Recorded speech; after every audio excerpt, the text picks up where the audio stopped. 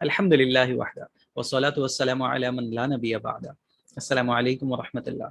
Programme قرآن کی عربی کے نئے لیکچر کے ساتھ حاضر ہیں۔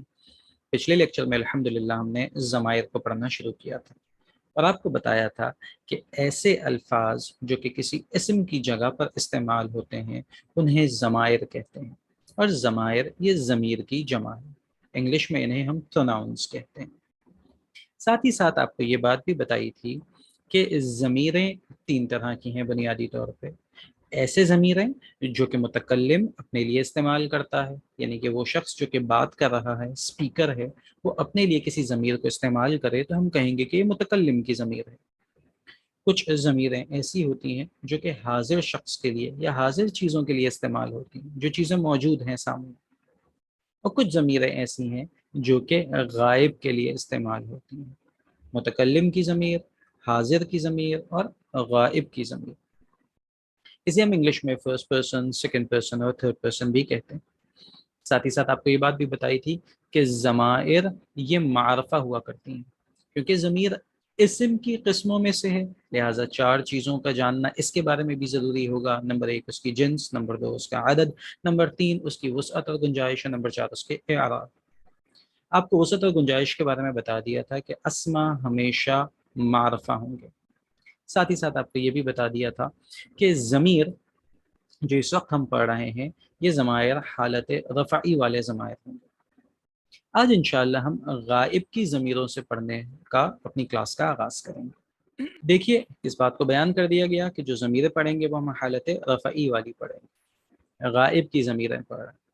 ساتھ ہی ساتھ اب ہم نے جنس کا بھی تعین کرنا ہے کہ کون سی ضمیریں مذکر کے لیے استعمال ہوں گی اور کون سی ضمیریں مؤنث کے لیے استعمال ہوں گی۔ یوں ہی واحد کے لیے ایک الگ ضمیر ہوگی، مثنیٰ کے لیے الگ ہوگی اور جمع کے لیے الگ ہوگی، یعنی کہ مذکر واحد کی ضمیر الگ ہوگی، مذکر مثنیٰ کی الگ ہوگی، مذکر جمع کی الگ ہوگی، اور یوں ہی مؤنث واحد، مؤنث مثنیٰ اور مؤنث جمع کی ضمیریں یہ الگ الگ ہوا کریں گے۔ سب سے پہلے ہم دیکھتے ہیں واحد مذکر کی ضمیر۔ یہ ذہن میں رکھیے گا کہ ہم غائب کی ضمیریں پڑھ رہے ہیں اور حالت رفعی والی ضمیریں پڑھ رہے ہیں۔ پہلی ہے ہوا۔ ہوا کا معنی ہے وہ۔ اب وہ مرد بھی ہو سکتا ہے یا وہ کوئی مذکر چیز بھی ہو سکتی ہے، تو پہلا ہے ہوا وہ۔ دوسرا ہما، وہ دونوں۔ اب پھر وہی بات ذہن میں رکھیے کہ یہ ہما مذکر کے لیے بھی استعمال ہو سکتا ہے، یعنی کہ مذکر مردوں کے لیے بھی استعمال ہو سکتا ہے اور مذکر اشیاء کے لیے بھی استعمال ہو سکتا ہے۔ اور تیسرا ہے ہم، وہ سب۔ ہوا، ہما، ہم، ہوا، ہما، ہم۔ مؤنث کی ضمیریں دیکھتے ہیں۔ ہیا، وہ۔ اب وہ ایک مؤنث خاتون بھی ہو سکتی ہیں اور مؤنث کوئی شے بھی ہو سکتی ہے۔ ہوا، ہما، ہم، ہیا، ہما، وہ دونوں۔ اب یہاں پر دیکھیے مذکر مثنیٰ بھی ہما ہے اور مؤنث مثنیٰ بھی ہما ہے، تو ہمیں کیسے پتہ چلے گا؟ جیسے پہلے پتہ چلتا تھا کانٹیکسٹ کے ذریعے۔ پیچھے بات اگر دو مردوں کی ہوگی یا دو مذکر چیزوں کی ہوگی تو اس وقت جو ہما استعمال ہوا ہوگا وہ مذکر ہوگا، اور اگر بات پیچھے مؤنث کی ہوئی ہوگی تو جو ضمیر استعمال ہوئی ہوگی وہ ہم کہیں گے کہ یہ ہما ہے ضمیر مؤنث کی ضمیر۔ اور آخری یعنی کہ جمع مؤنث ہننا، وہ سب۔ ہننا، وہ سب۔ ہیا، ہما، ہننا۔ اب ان ضمیروں کو آپ نے یاد کرنا ہے۔ ہوا، ہما، ہم، ہیا، ہما، ہننا، یہ ساری کی ساری غائب کی ضمیریں ہیں۔ ہوا، ہما، ہم، ہیا، ہما، ہننا۔ اب انشاءاللہ قرآن کریم فرقان حمید سے ہم کچھ ایگزامپلس کو دیکھتے ہیں۔ دیکھیے پہلی ایگزامپل، وَبِالْآخِرَةِ هُمْ يُوقِنُونَ۔ وَبِالْآخِرَةِ هُمْ يُوقِنُونَ، اور آخرت پر وہ سب پختہ یقین رکھتے ہیں۔ ہم، وہ سب۔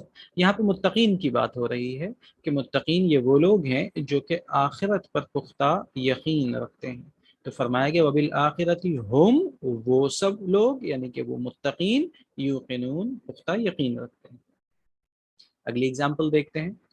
قُلْ هُوَ اللَّهُ أَحَدٌ، کہو کہ وہ اللہ ایک ہے۔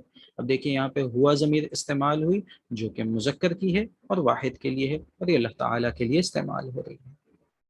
اگلی اگزامپل دیکھتے ہیں، وما خلقنا السماء والارض وما بینہما لاعبین، اور نہیں تخلیق کیا، نہیں پیدا فرمایا ہم نے، یعنی کہ اللہ تعالیٰ اپنے لیے اس بات کو بیان فرماتے ہیں کہ نہیں تخلیق کیا ہم نے آسمان کو اور زمین کو اور جو کچھ ان دونوں کے درمیان ہے۔ یہاں پہ دیکھیے سما کا لفظ استعمال ہوا اور ارض کا لفظ استعمال ہوا، اور ان دونوں کی جگہ اب جو ضمیر استعمال ہوئی ہے وہ ہما کی ضمیر استعمال ہوئی ہے، کہ نہیں تخلیق کیا ہم نے آسمان کو اور زمین کو اور جو کچھ ان دونوں کے درمیان ہے لاعبین، فضول۔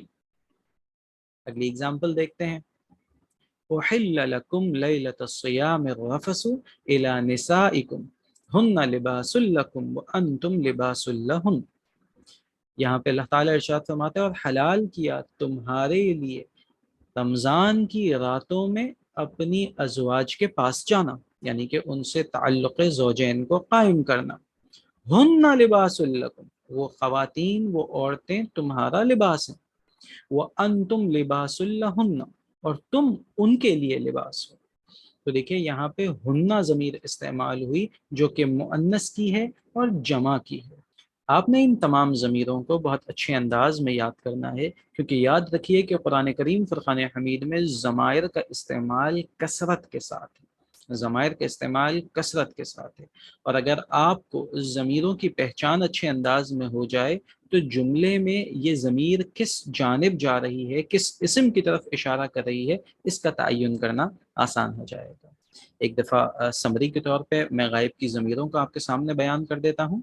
ہوا، ہما، ہم، ہیا، ہما، ہن۔ السلام علیکم ورحمۃ اللہ وبرکاتہ۔